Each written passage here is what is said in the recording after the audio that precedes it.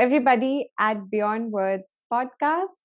I am Manmeet and I'm really anxious to start this topic today. And to help me with that, I have Oksana with me. Hello. So that was a cliffhanger. So today's 13th episode is how to battle anxiety through creativity. And we felt like talking about this topic because many people are affected by such conditions. And especially right now here in Europe, it's like quite darkened. So that's when the bad feelings affect us even more. Not only the weather, but also the economic condition. Like there's a lot of lack of job security, and it all adds up to anxiety. Yeah, I mean, we have to see it realistic. We live in a world that is a danger sometimes to a threat, so to speak, to our existence.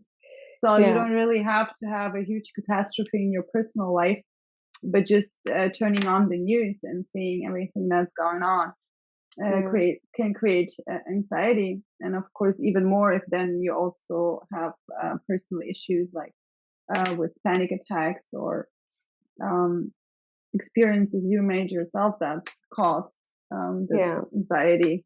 Yeah, I feel the only people who can get rid of anxiety are dead people. Yeah. Because they can't feel any emotion. And I feel anxiety should not be tagged as some kind of mental illness or something.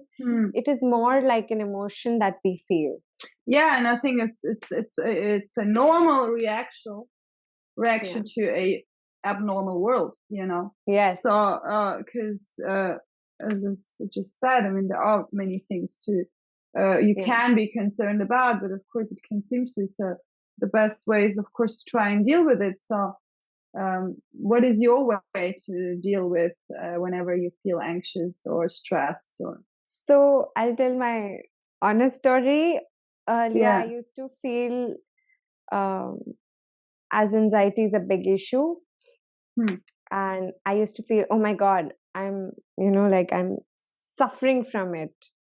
But now I've realized I will not suffer from it. I'll just experience it like any other emotion. Okay. And you know that I have recently completed my PhD, but during that time, you know it, I've like called you and I've cried and I was so stressed and feeling anxious. And whenever that used to happen, you know, after a long day working on my research, I used to come back in my room, either put something like an audio something or some nice show, and I used to create stuff. So I used to do a lot of crochet, just like this. You know, like channeling that anxiety, that emotion, that fear into something constructive and creative. Yeah. How do you tackle it?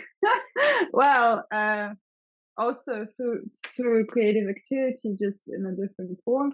So one would be definitely painting. So I have one example here that I did. So that will be this one. So basically, the word mother and many different languages. And I guess what happens when you're in this creative mode is that everything else becomes non-relevant.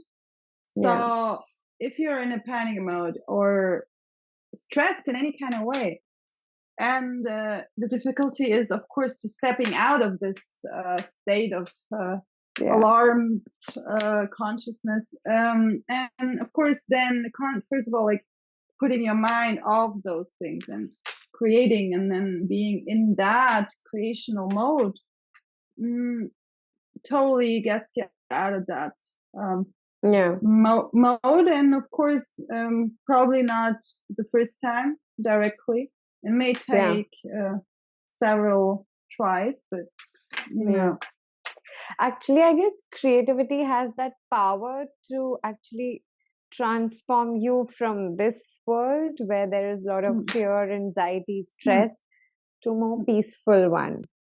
Yeah, and you're in the moment, as you said. It's like here and now, and everything else is not important. So it's like you're just there, and you're there with your whole presence. You're there and doing this. Actually, a lot of people also read a lot of stuff. Like they go in stories and fiction, so they feel like they're transported somewhere else for some time. I think everybody can find ways for themselves, like to take their minds off. But it's not like something which is happening nowadays. It was happening a lot of years ago as well.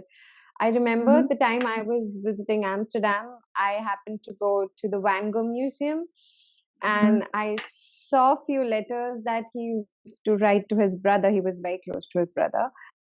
And he was suffering from a lot of anxiety that converted into a lot of stress. And he used to get these visions, and that is how he channelized his anxiety into such beautiful and abstract art pieces. Well, yes, of course. I mean, for artists, not just Van Gogh, but like most artists, such profound emotional states are also a source of inspiration. So what if I called you? Like, I'm feeling stressed, or I'm feeling really anxious about something. And I usually call you to share, but you do something to cheer me up. Can you share it? Well, telling jokes, definitely. I mean, humor is helpful to lighten the mood of somebody. Of course, it depends on the situation. So one of my favorite jokes to tell people whenever they're anxious or sad would be, we have in Germany like jokes about Fritzchen. So it's this schoolboy who is a little naughty, and so he's on a walk with his grandma, and they're walking, and then he sees a €5 bill on the ground. So he wants to pick it up, and the grandma, oh no, whatever falls on the ground is not allowed to be picked up. Fritzchen is super frustrated, but they continue walking, and then the grandmother, she stumbles and she falls on the ground. And she's like, oh, Fritzchen, help me up. And he's, oh, you told me whatever falls on the ground is not allowed to be picked up. Oh, God. Yeah, and it's, of course, like, and then like a lot of jokes that could be also not suitable for the situation. But I think such like a general jokes are like, just put a smile on the face, and the person like zooms out of the panic mode and just focuses on that joke for a second. Yeah, that's true. Okay, what about you? Like, now imagine you here with me in my room and like super anxious, freaked about something. What would you do? Not very good at it, but I love doing it. I would sing to you. Well, go ahead. Just a little, not much. I'll sing, you are my sunshine, my only sunshine. You make me happy when skies are gray. You never know, dear, how much I love you. Please don't take my sunshine away. I'm super embarrassed right now, but this is what I feel. Oh, thank you so. Well, I think this would not only cheer me up, but anybody else. That's beautiful. Yeah. Thank you so much. Music has that power, I guess. Yeah, of course. We talked about this importance of music, so anybody who watches now can check out that episode about the importance of music too. We talked about this, how it can be helpful not only for singing but also listening to certain music, and maybe then find an expression for your emotions that you're not able to express. And it's so important, whenever you feel that way, you should have at least one person. If it is the anxiety level is too much, and the cause which is, they're responsible for anxiety, is a big one. You need a professional help. You should reach out to a professional person for it. But I feel you should always have that one friend, or your partner, or your confidant where you can call and just express it. Yeah, and just talk about it. Yeah.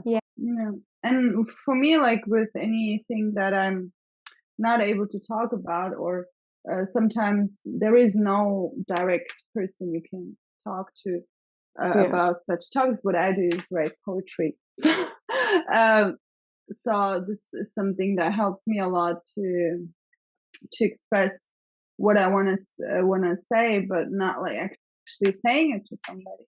So I can read one. So this one is called Giving, Receiving.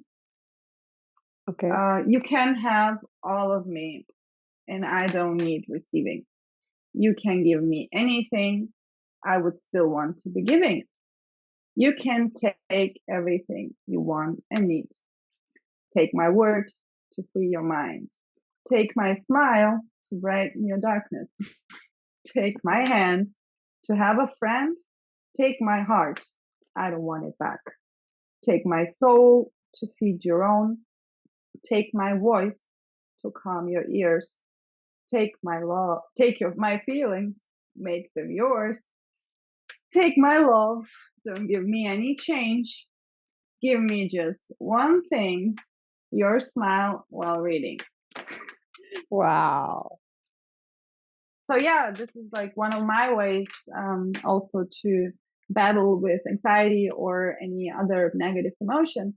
And so I think this is something very personal. So of course there are many ways that can help somebody to get into this here and now mode, but it's something and everybody has to figure out for themselves. So what is it that makes them focus and forget everything around them, and then actually battle that anxiety.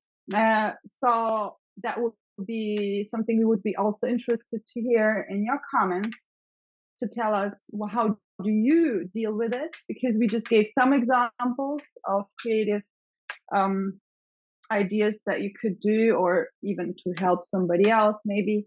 So we would love to hear how our audience is battling anxiety through creative. Yes, of course. You would love to read the comment section. And like always, if you liked what you saw, do press the like button, the subscribe button, and the little bell icon so that you can get notified the next time we upload a new video. Thank you so much for watching this. Namaste. Namaste.